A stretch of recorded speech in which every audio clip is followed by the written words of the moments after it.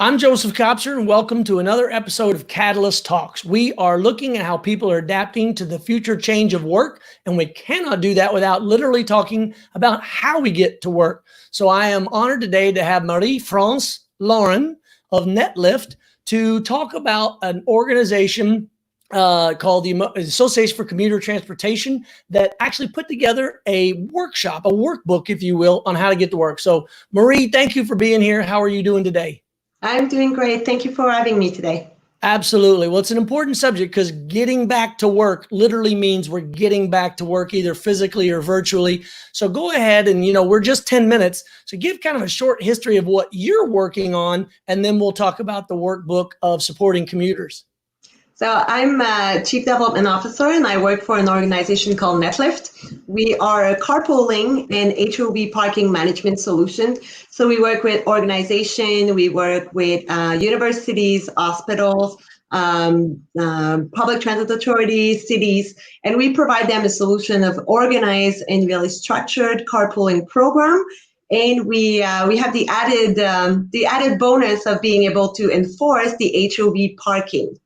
Absolutely. So basically, for people that want to get in shape, they go out and they hire a trainer. So for employers and employees want to think about how to get better, you're their trainer. Is that the best way to say it?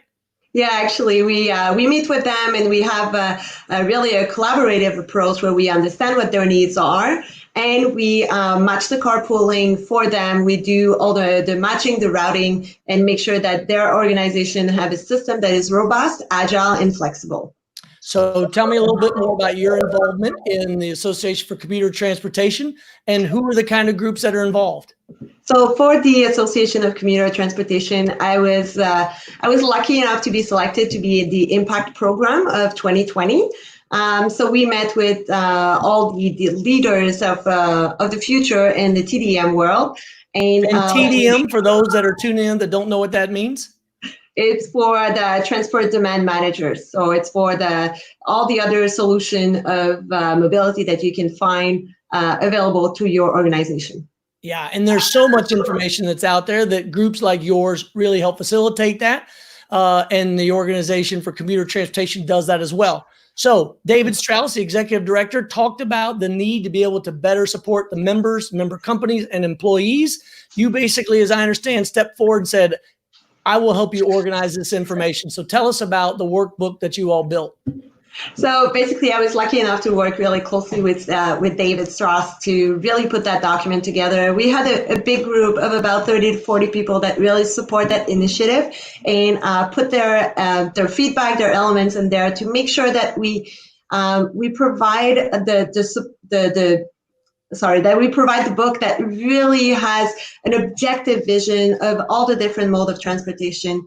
The main idea behind all of that document was really to make sure that we support all the different modes of transportation. It's not about saying this one is better than the other one. It's really about to see what fits you, what really you as an organization, you as an employer, or you as an employee, what do you need to know about the different mode of transportation in the post-COVID world? Yeah, and the reason why I'm so excited to get you on is you're talking about telecommute as well. You're talking about every mode of connecting a person and the work that they do, wherever that is. Absolutely. I mean, we looked at all the different options that are all there, and I can add to that I heard this week that there's going to be another version of that document, an updated version of that document, where we will include all the active mode of transportation. So we start with that program, start with a document, and then we're just going to put more information and update it as it goes to make sure that we answer the new need and the new element that the health organization will put forward. And again, it's only 10 minutes and we're only halfway through, so there's not a lot of time, but it's chock full of information. So right here on the screen, people are looking at the fact you're talking about support that you can give to employees by providing certain things, access, interactions, and exposure to opportunities. Because again, been my experience in transportation, building the company Ride Scout years ago, that there's a lot of modes of transportation, a lot of ways to string those modes together that people aren't aware of. Are there any highlights in this document that you think are worth getting out in the next couple of minutes? So I think that the first thing to really consider, and that's really what came out of the entire document is really the collaboration between all the mode of transportation. Again, the first thing that we tell every organization is to first look at your need. What is the data that you have? What is the data that you need? What do you have available around you? And then from there, you can make the best decision for you and for your employees to make sure that everyone goes back safely to their workplace. So when you talk about going back safely, I know that in this guide, you talk about some very straightforward guidance like, oh, by the way, if you're not feeling well, don't go to work. Yeah. So inside of this, I just want to be clear. You're not telling people how to do it. You're just giving them a workbook of ways they might consider. Exactly. It's really just about like being aware of the different element that you need to consider when you go back to your workplace. And again, it's not a guideline. It's not a strict document that tells you what do you need to do tomorrow or today or what you need to consider. It's really just like food for thought. Look into that, see all the options that you have there, and see what's best for you. Perfect. So we've got about 2-3 minutes. Now let's step back for a minute and just talk about what you're seeing, not just with your organization, your company, and your clients, but even larger than this document itself, going forward with the future of work. What are the major changes or improvements you see in overall mobility, transitioning to commuting in a new style that you think will actually make us better off long term? I think that the first thing is that nobody wants to go back from all the efforts that we did in the last 10 years. So we worked really, really hard to reduce the number of single occupancy vehicles on the road. Nobody wants to go back to that headaches of the traffic and everything that was happening. I mean, we put efforts, we put energy. People are more aware of what's happening and people want to make a difference. And we really do not want to all jump in our SUV and go back to the office. So I talked to a lot of different companies, entrepreneurs, small business owners, CEOs, and that is, you nailed it. That is the one thread that they've all said, which is, hey, we've made a lot of progress over the last 10 years, not just in terms of commuting, but in terms of employee relations, our use of technology. And oh, by the way, in this era of COVID, we're learning to do things better, a little more efficiently. Like, for instance, we're a lot more considerate of working families and working staff members that have young children to be more accommodating to all of their needs in terms of flexible schedule, which plays a role in what you're doing with commuting. So I love that point of we're not going back, we're only going forward better together. So with the last comment, what did I not bring up? What do you want viewers to know? I'm going to convert this into a blog as well. So what's one nugget or two that you want us to take away?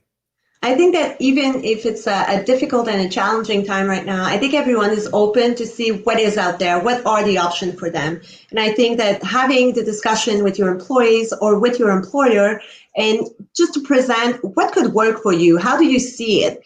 What could work for your organization? And then from there, really build strong program that will support everyone and all the needs that everyone will have.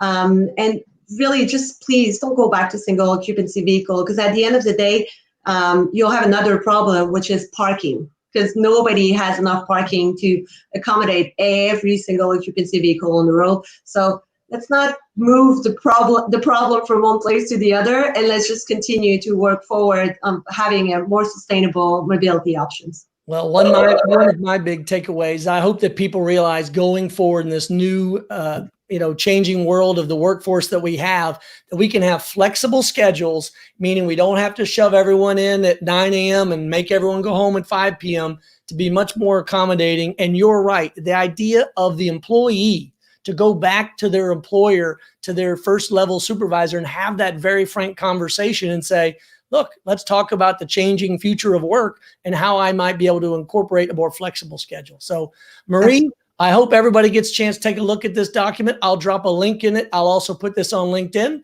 And most of all, I want you to stay home, stay healthy, and stay in touch. And by all means, have a great weekend. Thank you. And you as well, Joseph. Thank you.